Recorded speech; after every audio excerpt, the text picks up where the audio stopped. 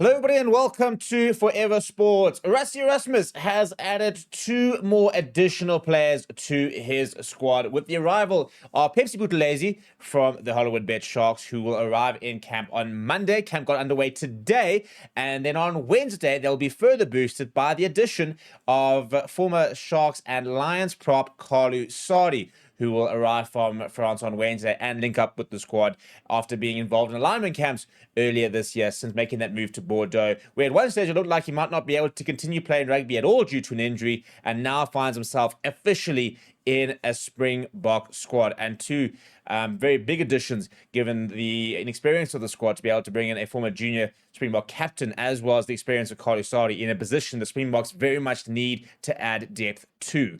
Before we get into it, please do smash a like on the video. Please do subscribe to the channel as well. So 21 uncapped players in the squad already. Now 22 uncapped players. And it's two good players, I think, that would probably have been frustrated to not have been involved in the squad initially. And I'm not sure if there's an availability issue with regards to the fact that they have been added, or if there are a couple of injuries or niggles floating around. We haven't heard of anybody officially being injured and leaving, being let out the squad, but there could potentially be a couple of niggles, which is why maybe they look to draft in an extra two players. As mentioned over there, it says the Stormers players arrived in camp on Monday after returning from Ireland, and will basically go straight into camp. So Buthelezi has arrived on Monday, and Carlu Sardi will join on Wednesday. They basically kicked on their on-field preparations on Monday. We will have, by the way, training session footage for you on Thursday, where we get to go and see the first mock training of the year from a media point of view, as well as we'll be able to hear from Rassie Erasmus on Thursday as well. So that's what we've got to look forward to. And if you'd like to make sure you're the first person to get information about that or be updated, then make sure you can become a member of the channel, as we will have extended training footage available to our members, as well as you can get to join our WhatsApp community, where we'll have exclusive content being on there, as well as updates, a couple of photos of in training and the likes of that, and what kind of looks like behind the camera, and what we do on a day-to-day basis, all part of our WhatsApp community and our YouTube membership offering, which is going to be huge this year, by the way. As a YouTube member, you're going to have first access to different platforms. You're going to have premium access to some of our platforms as well, in amongst a bunch of other perks. So make sure you consider becoming a member of the Forever Sports Members Club. Link in the description below.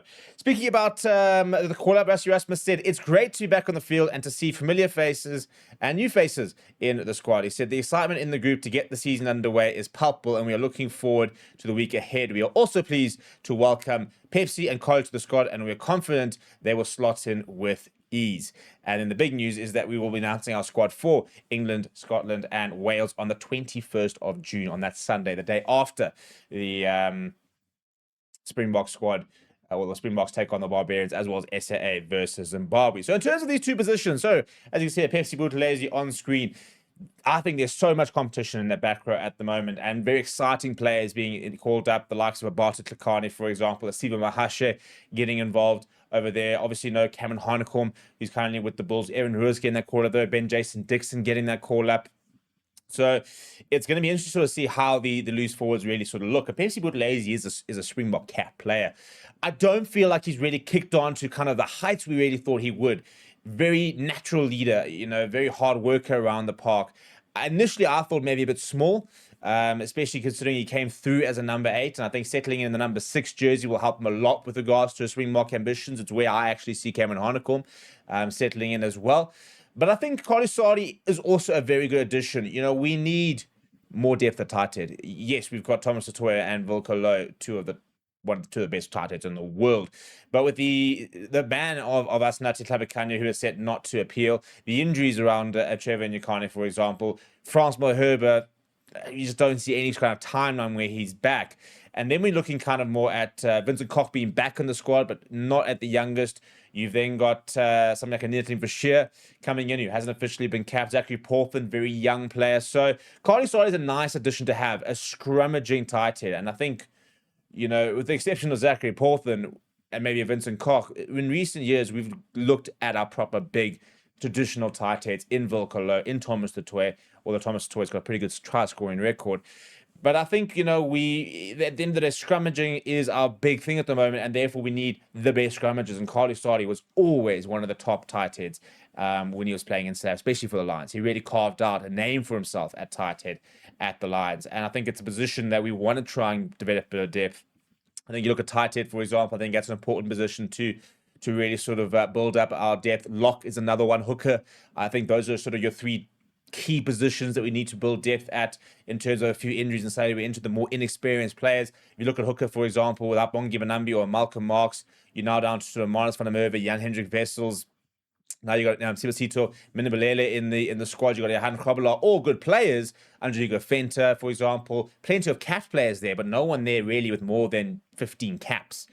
And that's a position we want to try and really up the number of caps. If you look at Lock, yes, we've got Franco Moster, we've got Lua Tiago, we've got Eben Etzebeth, massive amount of caps between those players.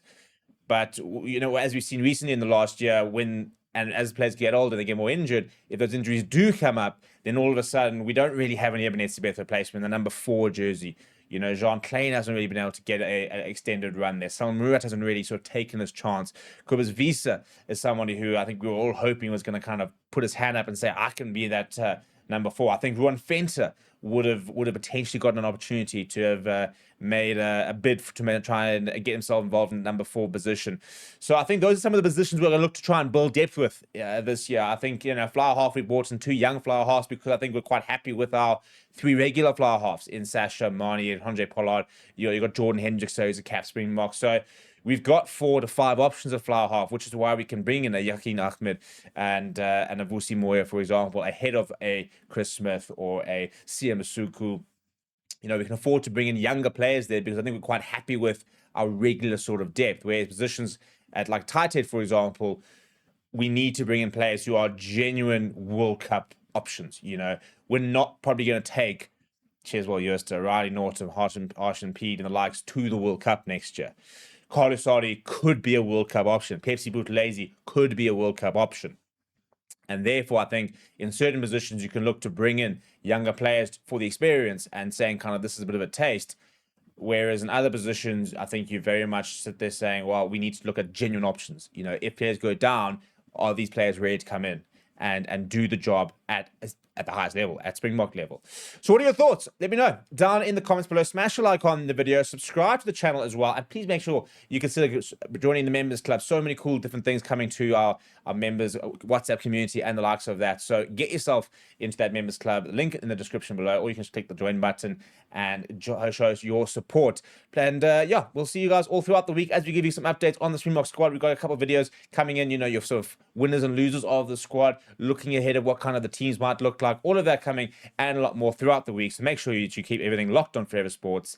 My name is Steve. I'll chat to you soon.